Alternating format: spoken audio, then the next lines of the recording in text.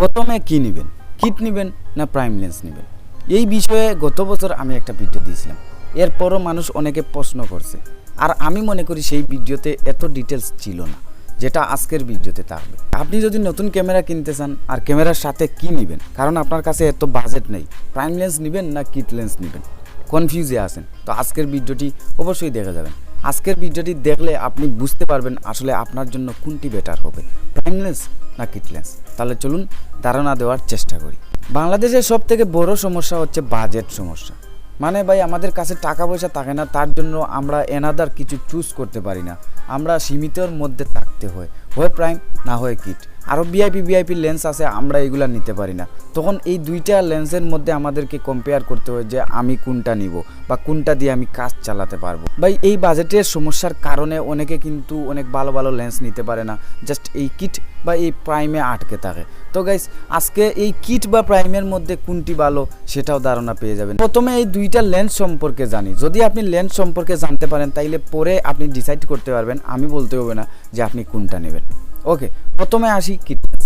এই কিট লেন্সটা হচ্ছে 18 থেকে 55 মিলিমিটার, মানে 18 মিলিমিটার থেকে 55 মিলিমিটার পর্যন্ত আপনি জুম দিতে পারবেন। এই লেন্সের অ্যাপারচার হচ্ছে 5.6, মানে ব্লার হবেই না, জাস্ট কিছু ব্লার হবে।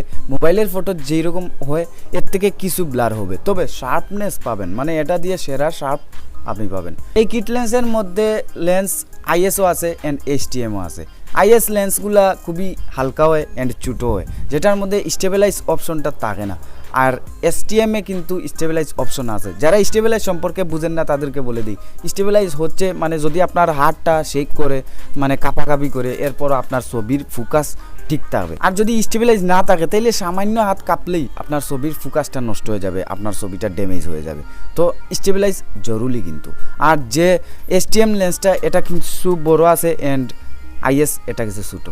তো বিষয়টা ক্লিয়ার। এবার চলেন প্রাইম লেন্স সম্পর্কে জানি। প্রাইম লেন্স 1.8 অ্যাপারচার, মানে ব্লার সেরা পাবেন, অ্যান্ড 50mm, যেটাতে কোনো জুম দিতে পারবেন না, মানে এক জায়গায় থাকতে হবে, জুম হিসেবে আপনি কাজ করতে হবে। এই হচ্ছে ডিফারেন্স। অ্যান্ড প্রাইম লেন্সের মধ্যে আপনি সেরা কোয়ালিটি পাবেন, কালার পাবেন, অ্যান্ড পিকচার কোয়ালিটি বেস্ট। ওই প্রাইম লেন্সের মধ্যে অনেক ধরনের আছে, আইএস এসটিএম, ইউএসএম আর এইচটিএম এর দাম অনেক হাই অ্যান্ড আইএস এর দাম কিছু কম পেয়ে যাবেন। আমার আই বাটনে একটা ভিডিও আছে, আপনি চাইলে দেখতে পারেন, তাইলে বুঝতে পারবেন এইচটিএম আর ইউএসএম এর মধ্যে পার্থক্য কী। আমি মনে করি আপনারা এই দুইটি লেন্স সম্পর্কে বুঝে গেছেন। এবার চলেন আপনাদেরকে বুঝাই আসলে নিবেন কোনটা।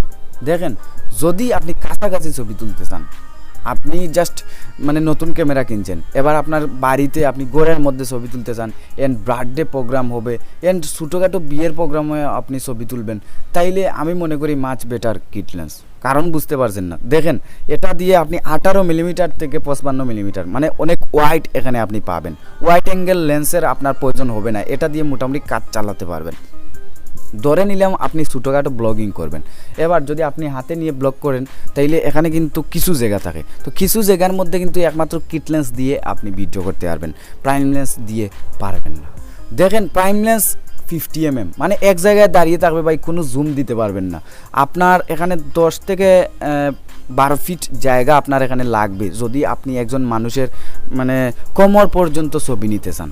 যদি কোমর পর্যন্ত তার ছবি নিতে চান, ক্লিক করতে চান, তাইলে আপনার প্রাইম লেন্স দিয়ে মানে 10 থেকে 12 ফিট জায়গা রাখতে হবে।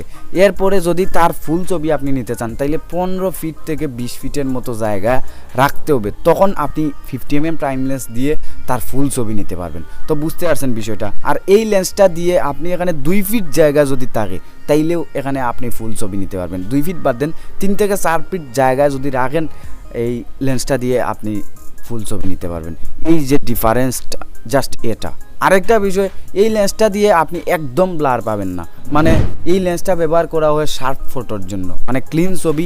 দেখেন কিছু ওয়েডিং আছে, মানুষ ক্লিন ছবি চায়, ওয়েডিংয়ে কিন্তু ব্লারের কোনো প্রয়োজন হয় না, বাই ব্যাকগ্রাউন্ড ব্লার দিয়ে কী হবে, কোনো সমস্যা নেই, জাস্ট শার্প ছবি হবে।